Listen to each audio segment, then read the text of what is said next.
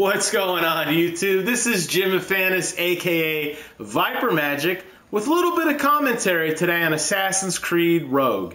In the background, I'll be playing Fez. I recorded that courtesy of the Share Factory. I realized as I rotate the camera around, boy, does that make me nauseous as hell. Hopefully you don't have the same problem I do. In order to have a great video, I realize you need a couple of things. You need one-eyed Chloe.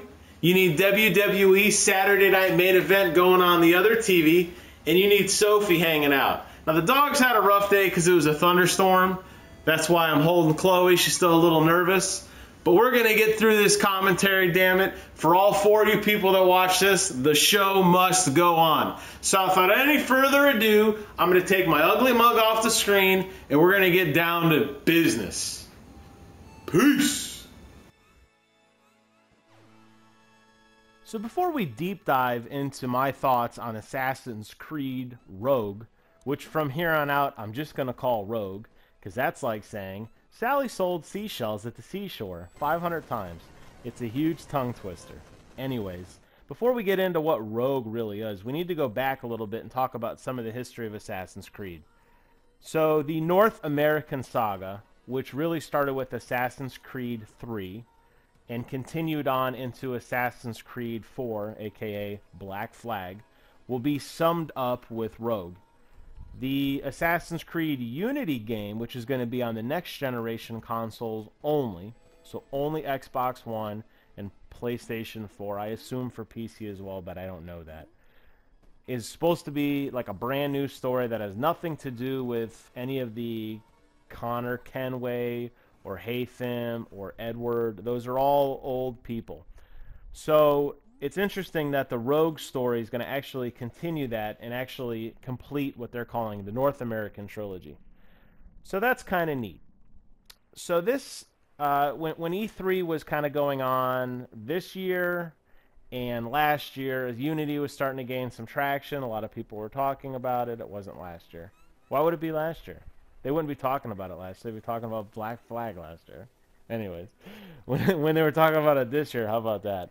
And they were showing some of the gameplay footage for Unity. It was pretty exciting because they talked about all the new mechanics and everything, but they didn't really talk about the last gen stuff at all. They didn't talk about PlayStation 3 and Xbox, and they kept saying all along, they being Ubisoft, that we're going to get to it later. We haven't forgotten about you fans. We're going to deal with that later, blah, blah, blah. And what happened is, they didn't talk about it until this trailer leaked in the last day or two. What's interesting is that this game, the way they kind of displayed it up until now, I took away that it was going to be more like a DLC title. So you might get some new maps, you might get probably the same assets and that sort of thing. I was completely 180 degrees the wrong direction on that. This appears to be, by all what I've read, a full-blown game. And I could be wrong. Based on the price that Amazon's asking for right now, which is full price, it doesn't seem like it's a budget, like $35 or $40 title, where there's just some DLC and you're just going to play as Edward, like, oh, and the next day he gets up and a new adventure begins. But this is actually going to take place in a brand new setting, brand new characters, plots, that sort of thing. It's around the same time frame as what Edward and all those guys are up to, and there's supposed to be some cameo or some groundbreaking moment, although I'll believe that when I see it, which is supposed to tie up the whole story nicely. So it does intrigue me, because what makes this plot so interesting is that you're playing as an assassin turned Templar, and you're going back as a Templar and you're going to assassinate other assassins, which is very interesting because other than the brief snippet you play with Haytham during the quote-unquote like tutorial phases of Assassin's Creed 3, you never really get to see things from the Templars' point of view. And it's interesting because Templars are always portrayed as just these mindless evil monsters. So to see a living, breathing person that you can control and you can experience some of the story from the other side is very interesting to me, and I think that's a great idea. Anyways, it appears to take place in the Arctic from everything that they've talked about. I'm not sure. They say really northern Atlantic to be actual. It says you're going to actually go into New York City, the Appalachian River Valley, and you're going to get a new ship, which is currently called the Morrigan. I don't know why that matters. Can you name... Oh, I know... Actually, I know that. The Jackdaw was the ship from Assassin's Creed 4. If anyone can remember the ship from Assassin's Creed 3, you get bonus points. Anyways. So you're going to be playing as that. New ship. There's going to be upgrades to the ship, including the different kinds, like a machine gun. I guess because the technology has increased, there's going to be better weaponry, different kinds of upgrades. Something unique that I'm curious to see how this plays out is that you're not going to always be the aggressor in the naval combat, and actually other assassins can come attack your boat. I don't know how that works because they haven't really shown much in the way of any gameplay footage. They did show a trailer, but it's all CGI, and it doesn't really portray much of anything at this point. We haven't seen any gameplay or anything like that. We don't really know how that's going to play out, but the idea that other assassins could be attacking you is actually really cool.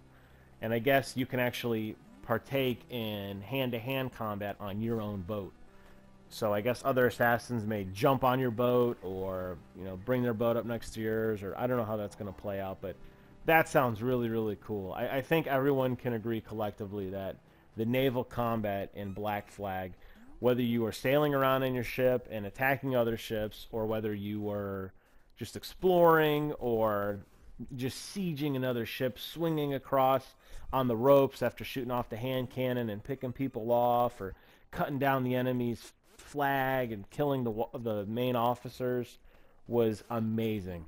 And it was the same stale combat that Assassin's Creed has been kind of known for, which is I'm going to stand here and block until I'm blue in the face, and then I'm going to parry and one-shot all you guys. But just the fact that it was in that location, it really made combat, it really spiced it up and made it a lot more interesting.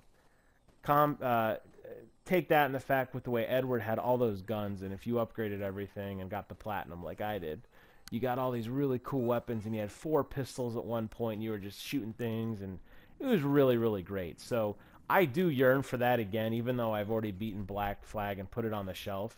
To have a fresh kind of combat where it's on your own boat, that sounds really, really cool. We'll have to see how that actually plays out. It could be, if it's done too much, it could be more like a griefing thing, and I don't want it to be where like it's constantly hindering. Like I'm on a mission, or I'm getting ready to do something, it's like, oh great, another assassin. So we'll have to see how that plays out, and if it's done well, like I said, I think that could be a really, really cool selling point of this game. The actual story, again, it's a plot about revenge or I think it's revenge, maybe not, from a Templar's point of view, where he's going out and taking out some assassins. I thought I had read somewhere that he was actually left for dead, and that's why he turned. I don't know how true that is, because a lot of these details are kind of limping out and leaking out at different points. So it sounds like a solid addition to the franchise. We're going to have to obviously find out more about it. But there's 2 things that really kind of make me scratch my head. The first one is, why did Ubisoft keep this so close to their chest for so long? It's not like they don't build up hype for these games. I mean, they closed out their E3 demo with Rainbow Six, which isn't coming out until I don't know when. It doesn't even have a release date. Maybe 2016, maybe late 2015, maybe even 2017, I don't know. But they're showing games so far away. It's not like they were, they couldn't show what they had now. So that's kind of weird to me, and that's what made me think that it was just going to be DLC.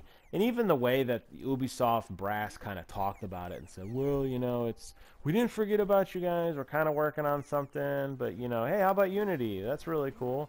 We're going to show you tons and tons of Unity gameplay, and we're going to show a bunch of single player footage at one press conference and multiplayer footage at our individual press conference. And this, I mean, they're really, really hyped up. There's a lot of Unity discussion, and that was the focal point of everything. And they were asked repeatedly, what are you guys going to do for current gen and people who haven't adapted to the next gen? And they were very, very, very quiet about it. So that kind of raises some flags with me. Even though it appears to me it's a full-fledged game, I feel like there's something we don't know yet. And I hope it isn't like a budget title, and I hope it wasn't rushed out. I mean, I did play through, when I got Assassin's Creed 3, I did get to play through, I'm sorry, was it 3? No, it's 4. It was Black Flag. I played through the Avalon mission, which was like 20 minutes. Now, I'm not expecting it to be that tight, where it's like there's really not a whole lot to do.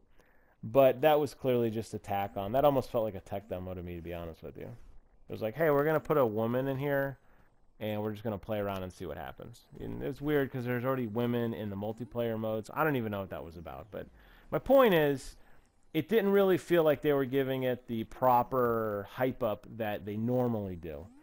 Talking about limited editions and talking about, you know, some of the details and all the, you know, all the stuff that goes with these games. That was really surprising to me. The second takeaway that I had was, is this going to be an annual thing from game companies? I'm not a big fan, and I've been very vocal on this. I'm not a big fan of these transition titles where they release the exact same game for console from generation, you know, old generation to new generation. I was really blown away by Black Flag, and I thought the graphics were really, really good. And there was, when they do a side-by-side comparison, you could clearly tell which was the new generation as opposed to the old generation. I had it on PlayStation 4, so I don't know the difference between the 4 and the Xbox One. It's probably marginal, but like the rain effects on PlayStation 4 versus 3, 4 looked way better. I thought the water looked better on 4. I thought the shadows looked better on 4, and the characters did have a little bit more detail. But it wasn't like, oh my god, you know? And then, I mean, I didn't mind waiting for next gen. I had a shiny new PlayStation 4 that was looking for some attention. And I was like, hey, you know what? I don't mind. I'll wait. And I got it for PlayStation 4. I don't regret it. But my point is, when you take a game and you release it like that, and you say, we're going to take the same title from here to here, and you just put a little bells and whistles on one and not the other, it's kind of lame for the new guys. And, you know, if I bought a next generation console, I want a next generation experience. So if you can push the PlayStation 3 or Xbox 360 to the limits and get an amazing game, I'm going to use The Last of Us, for example, because that was absolutely an amazing PlayStation 3 game, then, you know, why do I have to suffer as a PlayStation 4 user only using a percentage of that processing power? So I was really excited for Unity when they said we're building a brand new engine from the ground up, which is going to utilize next generation features and architectures and processing power. I like that. But what I don't like is when you take something old and just kind of shoehorn it into the new stuff. So knowing that they did that last year, I'm not really sure why they were so tight-lipped on the current stuff. And I don't mind. This is one of the few franchises, Assassin's Creed, that I would not mind buying more than one game. If they made a pure standalone game for the 3 and a pure standalone game for 4, which is what they're doing now, and by 3 and 4 I'm at PlayStation, but you could use old gen and new gen, it doesn't matter, or next gen, whatever. I would buy both of them if they were two unique experiences. And that's what they're doing now. So I have no qualms, me personally, buying them. I don't think this will be an annual thing. I'm hoping this is the send-off for the old stuff. Only because it is a culture shock when you see a really well-polished game on the next gen that's built from the ground up. I mean, I did a huge rant and rave about Killzone Shadowfall the other night in my channel, and how beautiful it looks. And you go back to like a PlayStation 3 game and it's like, you could just tell. So that's kind of a culture shock, and I know story and gameplay should trump all, because I still play Destruction Derby from PlayStation 1. So I can't sit here and say I'm a graphics snob. But yeah, I don't know if I could keep doing that every year. So I believe this will be the send-off, and we're just going to follow the Unity timeline, whatever that goes from here on out. But it's an interesting move that these guys are doing. I'm curious to see how it plays out. I am definitely interested in this game. I think Rogue is going to be one of those games that people maybe slipped under the radar and they didn't know about it. But I'm still a little nervous about what it's going to be. So play it by ear, but I'm cautiously optimistic. Hope you guys enjoyed my rant on it. I'll be making more of these soon. And until then, see y'all on the other side.